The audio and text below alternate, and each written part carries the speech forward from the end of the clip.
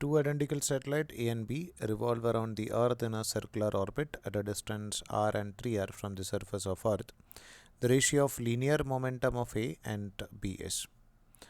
So we know that the linear momentum is basically the product of mass into velocity. So we can write as mass into velocity. We can take it as something, but it's orbital velocity. So when we can write this as orbital velocity, we can find out by using this equation gm by r. So we can write this momentum is inversely proportional to root of its over here r is its orbital radius. We can just write under root of 1 by under root of r naught.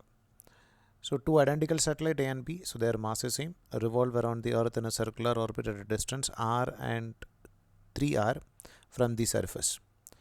So we can write the ratio of linear momentum, so take it as PA divided by PB is equal to under root of radius of B divided by radius of orbital radius of A. So from the surface it is at a distance r, so from the center it is a distance 2r, and from the surface it is a distance 3r, so from the center distance will be equal to 4r. So we can write this will be root 2, or they are in the ratio root 2 is to 1.